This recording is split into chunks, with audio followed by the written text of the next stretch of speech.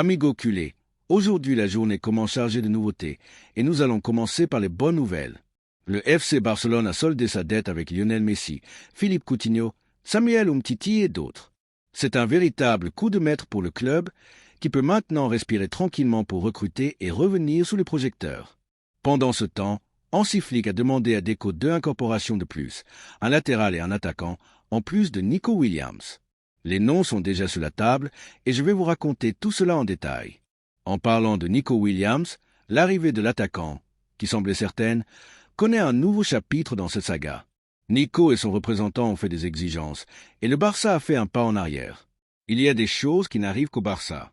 Informez-vous sur toute cette saga dès maintenant. Mais ce n'est pas tout, le Barça a renoncé à recruter une jeune promesse brésilienne de 17 ans. Comprenez ce qui s'est passé. Et pour finir, il y a la saga de Frenkie de Jong. Renouvellera-t-il finalement ou non? Et Ter Stegen, part-il ou reste-t-il? Plusieurs clubs sont intéressés. Découvrez lesquels. Aujourd'hui, il y a beaucoup plus de polémiques et de nouveautés. Ne partez pas, car aujourd'hui, la journée est une véritable folie. Amigo culé, passionné de sang chaud, prête attention, car ce que je vais te raconter maintenant est l'un de ces chapitres de roman, mais avec une fin heureuse et blaugrana, bien sûr. Te souviens-tu de cette phase sombre où notre Barça ressemblait davantage à un patient en soins intensifs financiers du football européen? Eh bien, cette histoire appartient désormais au passé. Et ce n'est pas une rumeur des réseaux sociaux, ce n'est pas une information chaude du sport. Directement depuis Barcelone, le club a soldé ses dettes avec rien de moins que Lionel Messi, Coutinho, Umtiti, Koeman et toute la génération de 2020. Oui, frère culé, cette équipe qui a connu la gloire et aussi le chaos peut maintenant rayer le Barça de la liste des mauvais payeurs. Le dernier paiement en suspens sera effectué ce lundi 30 juin. Sais-tu ce que cela signifie? Que la promesse de notre président de réorganiser le club n'était pas que des paroles en l'air. La reconstruction est en marche et avec responsabilité. Et pour ceux qui pensaient que le Barça allait se transformer en une SAF, voici la réponse claire. Avec les comptes en ordre, le club revient sur le marché avec une fin de football. Et il y a des noms importants dans le viseur. Nico Williams, l'ailier de l'Athletic, qui joue à un niveau incroyable et pourrait être le renfort qui fasse la différence pour Hansi Flick. La négociation est chaude, avec des rebondissements et des mouvements en coulisses, mais la direction est optimiste. Et quand le Barça veut, tout le football européen tremble. Mais attends, il y a plus. Le Camp Nou est de retour. Note bien cette date, le 10 août. C'est le jour où notre maison, notre temple sacré, ouvre ses portes après la rénovation. Et avec cela reviennent la billetterie, le merchandising, l'âme du supporter. Il y aura une explosion dans les gradins, des maillots vendus dans le monde entier, et le Barça de nouveau sur la scène où il a toujours appartenu. Si quelqu'un, surtout les rivaux de Madrid, doutait encore de notre rétablissement, toutes mes félicitations. Ils ont perdu l'occasion de se taire. Car en plus d'avoir soldé les dettes avec des légendes comme Messi et Koeman, le Barça accélère maintenant vers une nouvelle ère. Et le plus impressionnant dans tout cela, le club qui, en 2020, pouvait à peine payer les salaires, est aujourd'hui propre avec ses étoiles, avec le Camp Nou prêt à exploser à nouveau et avec de l'argent en caisse pour aller chercher des recrutements à 50 millions. C'est la renaissance du Barça. Amis culés, supporters culés, prépare-toi, car le Barça commence à retrouver son allure de club sérieux et la révolution de Hansi Flick est déjà en marche. Oui, il est vrai que le nom du moment est Nico Williams et Joan Laporta fait tout son possible en coulisses pour conclure avec l'ailier de l'Athletic. Mais attends, l'entraîneur allemand veut plus. Ce n'est pas seulement Nico, ni seulement le gardien Joan Garcia, qui est déjà presque confirmé selon Sport. Flick a été direct avec Deco et lui a lancé le message. Je veux un autre attaquant et un latéral de premier niveau. Et cela a toute sa logique. En attaque, on ne peut pas charger toute la saison sur les épaules de Lamine Yamal, qui reste un jeune, et de Rafinha, qui n'a pas encore une régularité à toute épreuve. En défense, Cancelo est sur le point de s'épuiser. Il a besoin d'un remplaçant qui tienne le rythme et maintienne le niveau. C'est pourquoi la direction a déjà 2 noms en tête qui font trembler les couloirs du Camp Nou. Attention pour l'attaque, Marcus Rashford. Oui, l'Anglais de Manchester United pourrait arriver en Catalogne. Le club anglais veut négocier, et des sources proches du Barça parlent déjà de l'arrivée du numéro 10 des Red Devils comme une question de temps. Pour le poste de latéral, Joao Cancelo. Le Portugais a déjà le feu vert de tous, et en plus, il veut revenir. Deco est fan de son style, et le désir de remettre le maillot blaugrana pourrait être la poussée définitive pour conclure l'affaire. Pendant ce temps, l'effectif commence à se renouveler, et certains n'en vont peu à peu disparaître. Le premier sur la liste est un visage connu des supporters, Ansu Fati. Laporta a déjà admis que le numéro 10 signera avec Monaco. La pépite de la Contra n'a pas réussi à s'imposer et cherche maintenant un nouveau départ en France. Mais ne t'inquiète pas, ami culé. Bien qu'une idole de la maison parte, le Barça de Hansi Flick promet d'être rapide, audacieux et affamé de ballons. Et avec Nico, Rashford et Cancelo dans le jeu, qui doute que le Barça ne remettra pas la peur en Europe. Selon l'assaut Fernando Polo du journal Sport, la saga entre le Barça et Nico Williams, qui semblait proche d'une fin heureuse, s'est transformée en un nouveau drame dans les coulisses du Camp Nou. L'accord, qui était pratiquement conclu, a été freiné par les exigences du joueur, surtout de son représentant. Et maintenant, tout est en pause. L'agent de Nico veut des garanties solides que le Barça pourra inscrire le joueur sans problème, quelque chose que, malheureusement, le club ne peut pas assurer pour le moment. La raison, le spectre du fair-play financier de la Ligue continue de hanter la direction. Pour empirer les choses, le cas de Dani Olmo, qui en 2024 a été écarté de matchs importants pour n'avoir pas été inscrit à temps, est utilisé comme exemple pour justifier la crainte de Nico et de son entourage. Selon la source, cette insécurité est un reflet direct de la situation économique du club.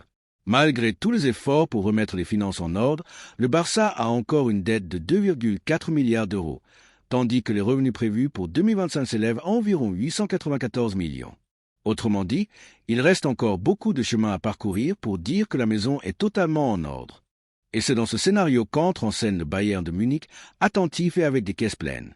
Le géant allemand observe de près ce blocage. L'Athletic Bilbao, le club d'origine de Nico, a déjà fait savoir qu'il préférait négocier avec les Allemands, surtout parce qu'il n'y a pas de complications pour inscrire les joueurs là-bas, et les 58 millions d'euros de la clause de résiliation ne font pas peur du tout aux Bavarois. Maintenant, la balle est dans le camp du Barça. S'il veut vraiment compter sur Nico Williams, il devra démontrer qu'il peut vaincre la bureaucratie, la pression du marché et convaincre le joueur que le projet Blaugrana serait ambitieux. Et toi, ami culé, penses-tu que le Barça parviendra à faire ce pas en avant ou verra-t-il une autre étoile lui échapper entre les doigts? Selon les informations révélées par le journal Sport, le renouvellement de Frenkie de Jong est devenu une pièce clé du casse-tête financier que le Barça doit résoudre de toute urgence. Et au-delà de la sécurisation de la présence du Néerlandais, le véritable impact réside dans l'ouverture d'un espace pour inscrire Nico Williams, le grand objectif de l'été pour les culés. Bien que le club et le joueur souhaitent prolonger le lien jusqu'en 2029, de nombreux détails restent encore à ajuster. Frenkie perçoit le deuxième salaire le plus élevé de l'effectif, juste derrière Lewandowski. Et selon ce qui a été convenu dans son dernier contrat, il a pu empocher jusqu'à 25,3 millions d'euros bruts la saison dernière. Et voici le problème. Le Barça doit encore solder la dette en souffrance avec lui, générée pendant les reports dus à la pandémie. L'idée de la direction est claire, renouveler le numéro 21 sans perdre de puissance sportive, mais en restructurant les paiements de manière intelligente pour libérer du fair-play salarial et ainsi pouvoir inscrire à la fois Lamine Yamal, Johan Garcia et Nico Williams lui-même. C'est un coup d'échec où chaque euro compte. Et oui, ami culé, tu as bien lu, le Barça ne peut pas, pour le moment, inscrire Nico Williams. C'est pourquoi le renouvellement de Frenkie n'est pas seulement une priorité, c'est la clé qui débloque tout le plan de recrutement de l'été. Le risque d'un nouveau cas Dani Olmo plane dans l'air et le club veut éviter un nouvel embarras administratif. Pendant ce temps, Laporta court contre la montre pour ajuster également d'autres départs qui allégeront la masse salariale. La vente d'Ansu Fati à Monaco a été la première étape, mais il y a encore des noms sur la liste. Christensen, Pablo Torre, Inaki Peña, Hector Fort. Tous sont dans le viseur pour faire entrer de l'argent et ouvrir la voie au nouveau Barça de Hansi Flick. Le club espère également renforcer l'effectif avec un latéral gauche et un attaquant de plus. Mais tout cela dépend de la résolution de l'imbroglio financier qui plane encore sur le Camp Nou, y compris les paiements des fameuses leviers et les revenus des sièges VIP de la nouvelle enceinte. Autrement dit, ami culé, le mercato du Barça n'a même pas vraiment commencé. Tout passe d'abord par Frenkie de Jong. Et voici la question qui vaut des millions. Le Barça parviendra-t-il à renouveler Frenkie à temps et à ouvrir les portes à Nico Williams ou risque-t-il de perdre une autre étoile à cause du fair play? Selon les dernières informations publiées par des médias proches du FC Barcelone, une nouvelle possibilité s'ouvre pour le club catalan au milieu du casse-tête financier chaotique qu'il tente de résoudre. Manchester United s'est intéressé à Marc-André ter Stegen comme solution possible pour remplacer André Onana, ce qui pourrait devenir une voie inattendue pour que le Barça allège sa masse salariale. Le gardien allemand, qui n'a plus la confiance du staff technique pour la saison 2025-26, s'est retrouvé derrière Johan Garcia et Chesney dans la liste des priorités de Hansi Flick. Et bien qu'il soit toujours l'un des capitaines du vestiaire, son salaire de 14 millions bruts annuels est un problème que la direction culée veut résoudre au plus vite. Depuis l'Angleterre, United ne traverse pas son meilleur moment, éliminé de toute compétition européenne et plongé dans une reconstruction totale sous les ordres de Ruben Amorim. Pourtant, le club de Old Trafford serait prêt à offrir au gardien allemand un statut de titulaire absolu et un nouveau projet sportif, quelque chose que le Barça ne peut pas garantir aujourd'hui. Cependant, l'opération ne serait pas facile. United doit d'abord résoudre le départ d'Onana, qui est arrivé pour 50 millions d'euros, mais dont la valeur marchande tourne aujourd'hui autour de 25 à 30 millions après une saison marquée par des erreurs et des statistiques préoccupantes. 65 buts encaissés en 50 matchs, avec seulement 11 matchs sans encaisser de but. Le club anglais a même reçu des sondages en provenance d'Arabie Saoudite, mais le gardien camerounais n'est pas disposé à déménager vers le football du Golfe. Pendant ce temps, le Barça étudie 3 possibilités: négocier une vente directe de Ter Stegen pour environ 10 millions, accepter un prêt avec option d'achat ou même résilier le contrat du joueur avec une compensation pour les 3 saisons restantes, une option extrême, mais qui est sur la table pour le club catalan. Toute alternative qui libère de la masse salariale et permet d'inscrire des renforts comme Nico Williams est la bienvenue. La question qui persiste est: Ter Stegen acceptera-t-il de quitter le Barça pour être titulaire dans un United en crise, ou préférera-t-il résister jusqu'à la fin au Camp Nou, même s'il perd du temps de jeu sur le terrain? Selon le journal Sport, le FC Barcelone aurait déjà écarté le recrutement du jeune Brésilien Soluka, l'une des promesses les plus suivies du football sud-américain sur ce mercato. Le milieu de terrain, âgé de seulement 17 ans et titulaire indiscutable au Sport Recife, semblait être le nouveau renfort discret du Barça, mais l'opération a été stoppée, et non par manque de talent, mais pour des raisons strictement sportives. Soluka est un pivot avec une bonne vision de jeu, une bonne lecture du jeu et une polyvalence qui lui permet d'évoluer également comme milieu intérieur à gauche. Tout indiquait qu'il serait un pari à long terme, renforçant probablement d'abord le Barça athlétique. Cependant, la réalité au sein du club est très différente de l'illusion des recruteurs. Aujourd'hui, le Barça a déjà trop de milieux défensifs.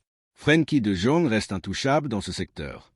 Casado a eu une saison solide, et Verna, l'une des pépites de la Contra, est sur le point de revenir après une grave blessure. Même Eric Garcia, qui est revenu de près, peut être utilisé comme milieu de terrain dans des situations ponctuelles. Autrement dit, il n'y a pas de place pour un autre nom dans ce poste. Et si cela ne suffisait pas, la relégation du Barça Athletic en Segunda Fédération, la 4e division espagnole, est une toute possibilité de recrutements internationaux de poids pour l'équipe réserve. Payer entre 12 et 15 millions d'euros pour un jeune qui n'aura pas de place ni dans l'équipe première ni au Barça n'a pas de sens dans le plan actuel. Mais cela ne signifie pas que Soluka restera sans Europe. Depuis le Brésil, on informe que le Betis et Séville se sont déjà mis en mouvement pour le joueur. Les 2 clubs andalous ont une tradition de recrutement de talents brésiliens et le Sport Recife continue de croire que l'avenir de sa paire se trouve en Liga en 2025, lorsqu'il atteindra sa majorité. Maintenant, avec tant de milieux de terrain à la maison et une équipe réserve hors du radar de l'élite, la grande question qui restait: le Barça fait-il bien de laisser échapper une autre pépite brésilienne ou le regrettera-t-il lorsque Soluka brillera avec un autre maillot en Espagne? Selon les réactions sur les réseaux sociaux et les portails sportifs d'Espagne et du Brésil, le nom de Vitor Roque est de nouveau au centre de l'attention, mais pas pour des raisons qui enthousiasment le supporter culé. L'attaquant, qui a été le grand pari du Barça et qui défend maintenant les couleurs du Palmeiras, est vivement critiqué pour ses performances lors de la Coupe du Monde des clubs, surtout après le match contre Botafogo. Avec un prix de 154 millions de réaux que Palmeiras a déboursé pour le sortir du Barcelona, Vitor est arrivé au football brésilien avec la mission de retrouver sa meilleure version après une période terne au Camp Nou. Mais ce que l'on a vu jusqu'à présent est une performance timide et beaucoup de sifflets contre le glorieux. L'attaquant a raté des occasions simples, a tenté de forcer un penalty de manière maladroite et est devenu la risée des réseaux sociaux. Et ce ne sont pas seulement les supporters de Palmeiras qui ont perdu patience. Les supporters du Barça eux-mêmes se sont joints aux critiques. Sur un ton de soulagement ou de défoulement, beaucoup de culés ont qualifié la vente à Palmeiras comme un soulagement financier. L'un d'eux a même dit: « Heureusement que le Barcelona a pu vendre Vitor Roque, quel argent mal dépensé. » Un autre, plus acide, a lâché: « Le Barcelona a payé 70 millions pour Vitor Roque, et il est pire que le Covid. » Il faut rappeler que ni Xavi ni Hansi Flick ne voulaient compter sur le jeune dans l'équipe première du Barça, ce qui renforce le sentiment que le club catalan s'est débarrassé d'un problème à temps. Avec seulement 3 buts en 23 matchs et aucune passe décisive, les performances de l'ex-Atlético Paranaense sont préoccupantes. La pression sur l'attaquant grandit et il doit démontrer qu'il a encore du carburant à brûler, que ce soit pour se justifier à Palmeiras ou pour tenter un jour de revenir en Europe avec un autre état d'esprit. Maintenant, la grande question qui reste en suspens est: Vitor Roque a-t-il un avenir en tant que joueur d'élite ou le Barcelona a-t-il eu raison de s'en débarrasser au plus vite?